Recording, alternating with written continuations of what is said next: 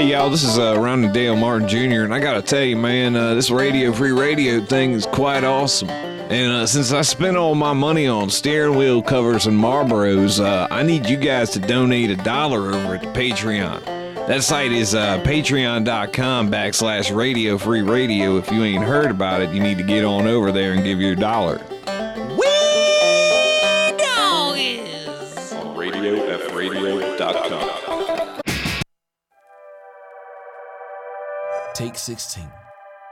It's the chocolate milk and waffle show. Yeah. Oh, yeah. Beautiful. Beautiful.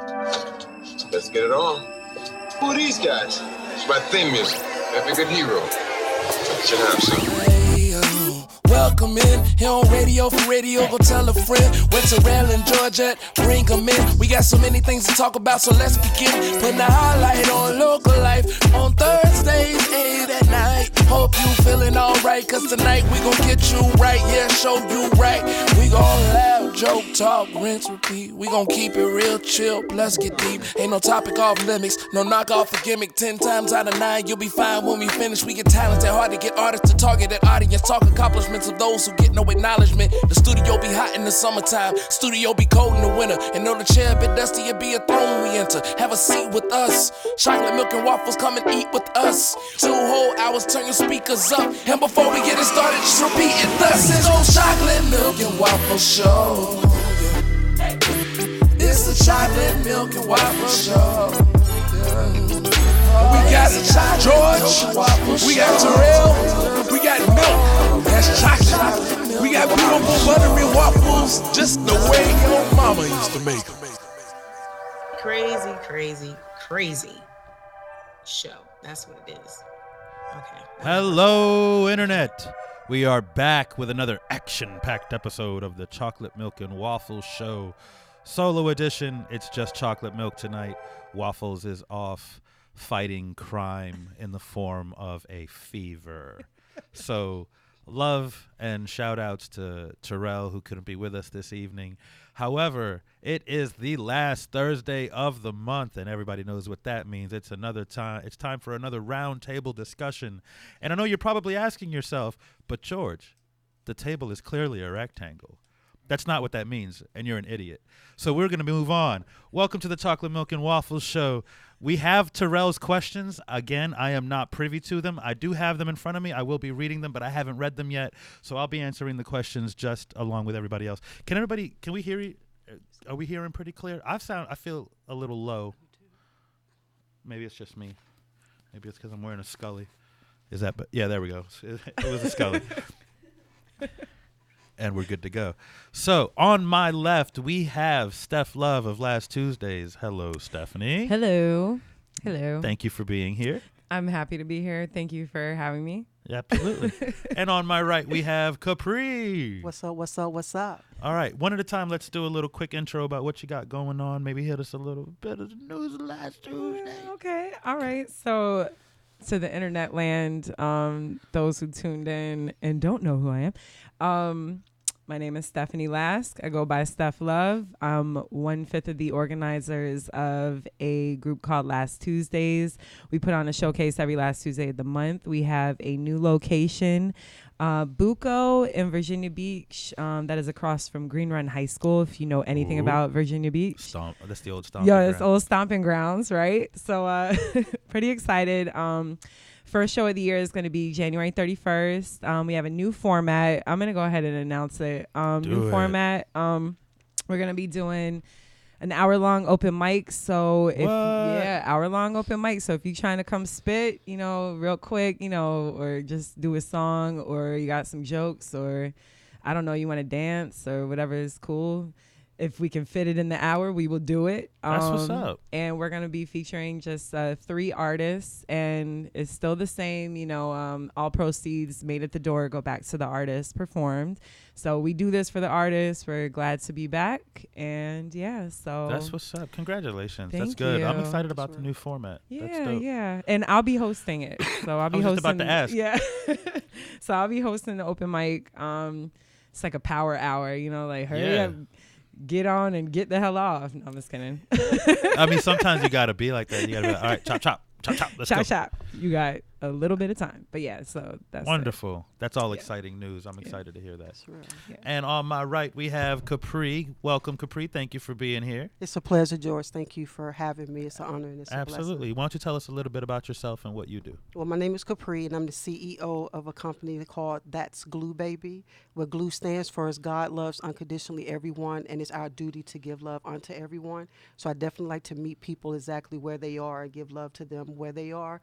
So if your talent is motivational speaking, I like to help you find your passion and put you in that lane. If your passion is doing poetry, spoken word, I like to help you develop that right where you are and let you know, regardless of your deficiencies, we want to make you efficient with your passion right where you are. Beautiful. Awesome. All right. So I'm ready to dig into these You questions. look like it too, man. No. Because Terrell always, I can almost guarantee he's listening. Hopefully he's listening. If he's not listening, hopefully it's because he's getting some rest and on the mend.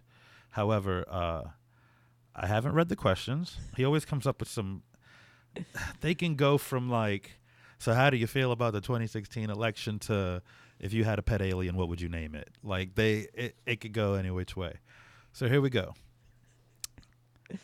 2016, we have lost several great entertainers. Oh my God. If you could do a swap of who you don't like that's alive with someone who passed in 2016, who would it be?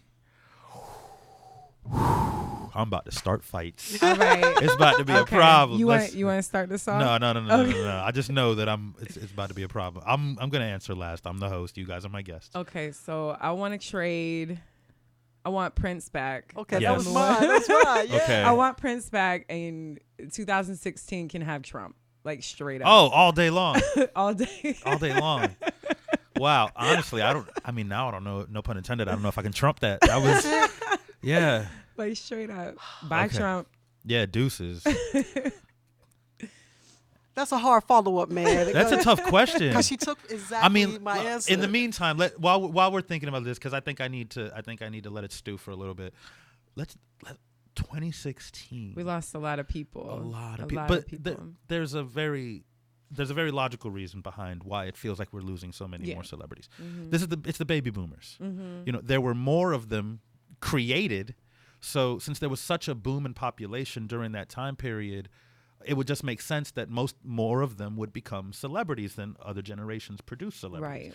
There are more celebrities produced out of the baby boomer generation than any other generation, simply because there were more of them, period. Mm-hmm. They're approaching those ages where they would naturally start to pass. That's right.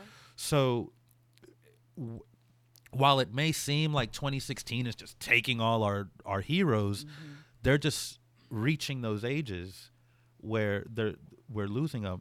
But we're losing a lot of them young, though. George Yes. Michael was only 53 years old. Fife was in his 40s. Fife was in his 40s. Carrie Fisher was 60. 60. Now, Yeah. Carrie Fisher, I love Carrie Fisher. And I'm not, like, there was a post, something to the effect of people are insinuating that because she had a history with drugs that she somehow brought her death on herself.